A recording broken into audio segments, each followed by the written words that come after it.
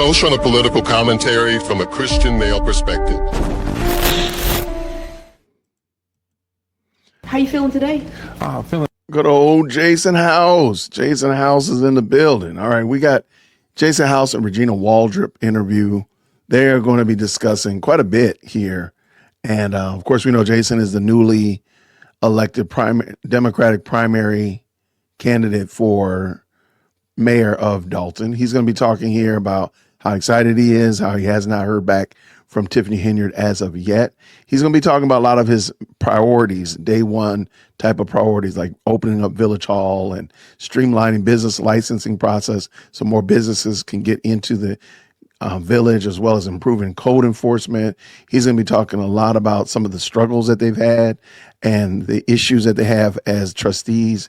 Of course, they're going to be working on building trust and revitalizing the website and focusing on things like Tea with Trustees to help build that excitement and that interest in the good things that they're doing in the community, which I think is super dope. He's going to be addressing, again, that code enforcement as well as law enforcement and finding the right qualified police chief and getting the right kind of people in law enforcement in Dalton.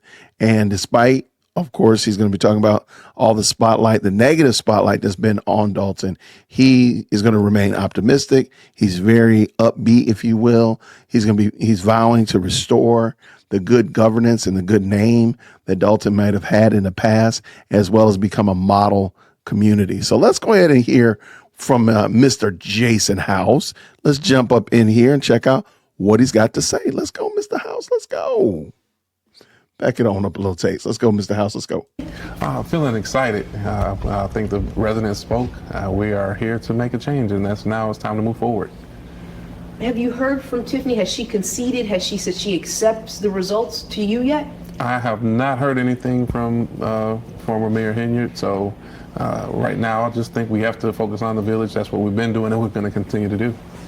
So we met with some residents early this morning, and they had some things they wanted to focus on for the future. One of them being having Village Hall open to them, as normal, so they can use it as a normal Village Hall, not just a little area sectioned off. They also talked about business licenses and having code enforcement. All those things, do you think you'd be tackling those? Oh, we absolutely will. We've had conversations as recent as this morning on what it'll take for us to make sure we can get the Village Hall open.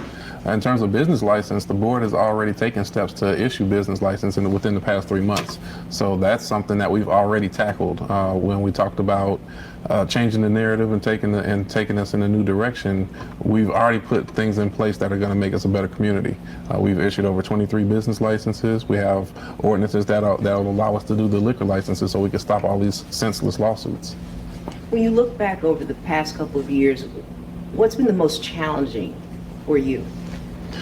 The most challenging has been the frustration when you have a resident call you and you're not able to help them.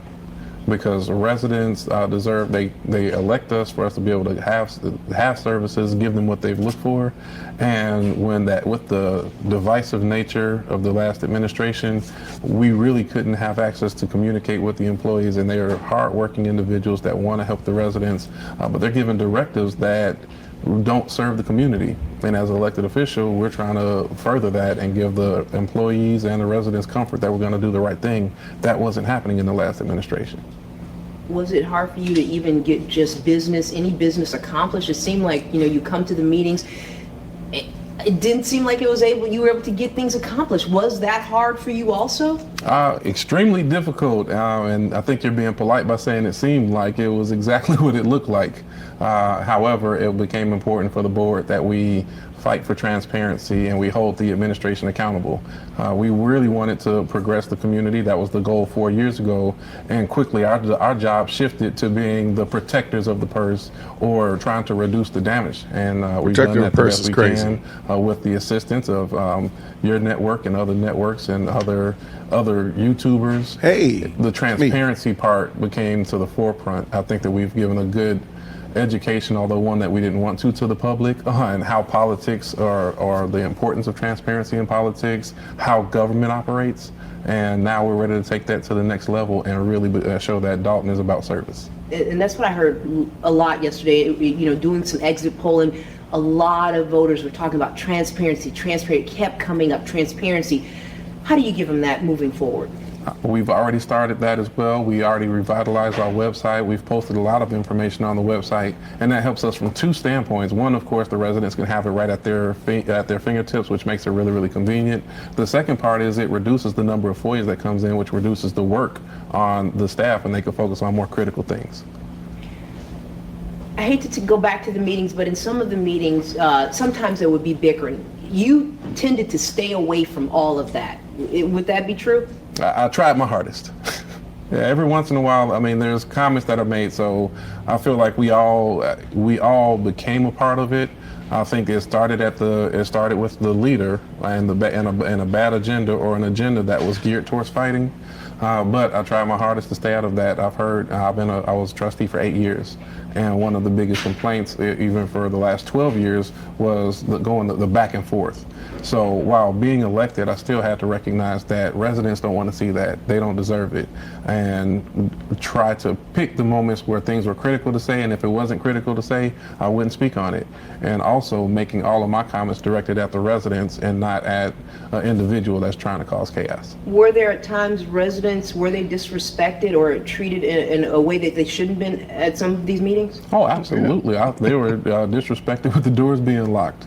With not having access to their own village hall, they were disrespected. With not being able to make it into board meetings, they were disrespected. With the police standing over their shoulders in a military fashion, and it was also the help of the residents. I have to compliment them that assisted with us changing the meeting over to the Park District and getting that ruling with the Attorney General's office that this space is unfit. What was really a shame is that it took so long for those things, which we felt to be common sense, but it would take 2 or 3 months for us to get a ruling on something like the Open Meetings Act.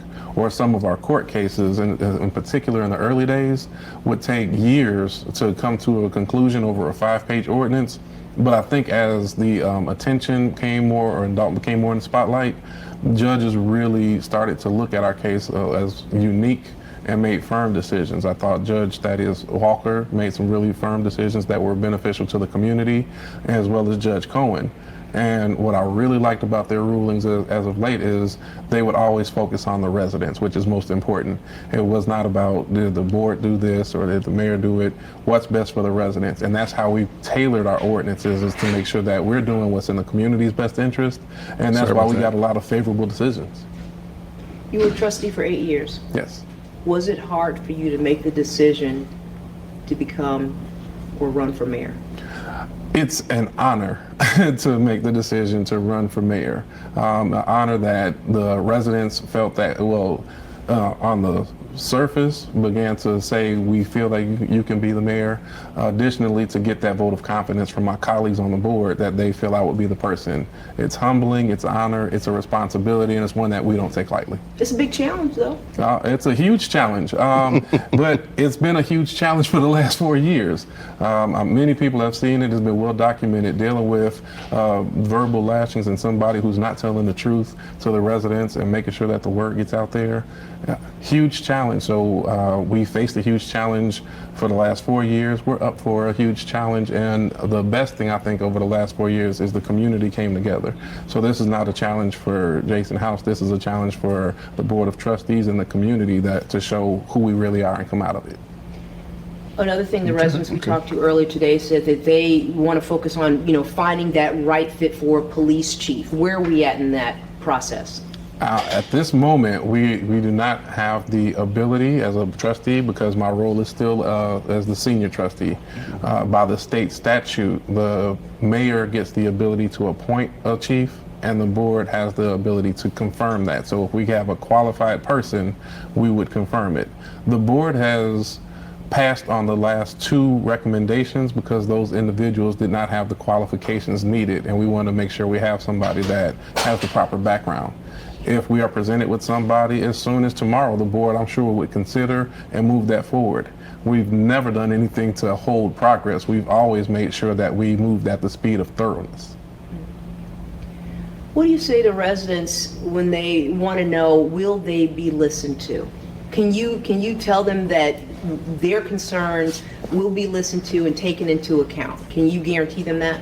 I can guarantee them that, and I will say that we've done that for the last 4 years. We created Tea with the Trustees second Saturday of every month, where residents came because we recognized that citizens' address had already been cut off, and that became a point of conflict. So we opened the doors for Tea to Trustees. We brought refreshments that were paid for by the trustees, so it didn't create an extra burden to the village.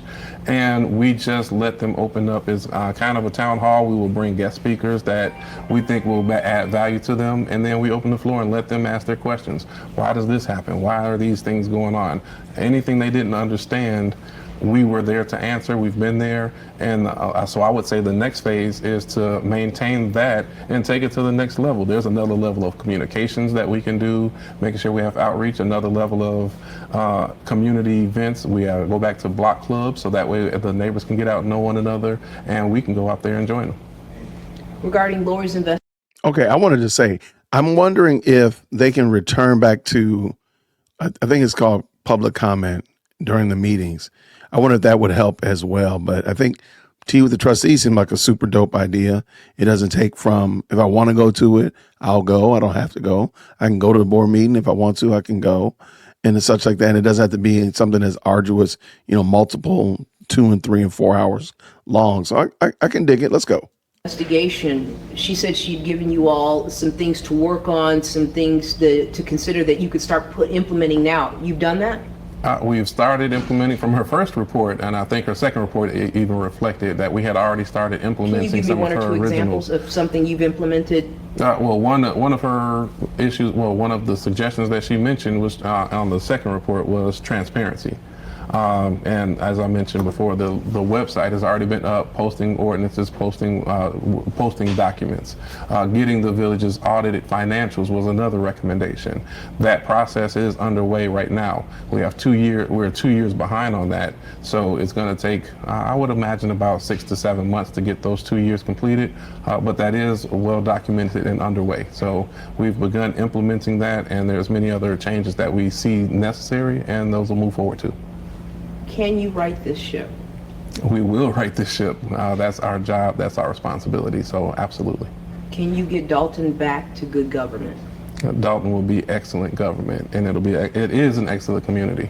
And I think if we look at how many people have come together, it's unfortunate that a rogue mayor was the cause for everybody coming together. Wow. But when we walked in the room and meetings that Ms. Henyard is not present, it feels like and felt like family, and a lot of people's talents have been highlighted in this process. So I know there's kind of a tainted image because of the top, and there's also a community feel that I've been proud of time and time again when we talk to the board of trustees coming together, the residents coming together with one another, and then even those outside of our city and outside of our state, the care they've taken on for our community.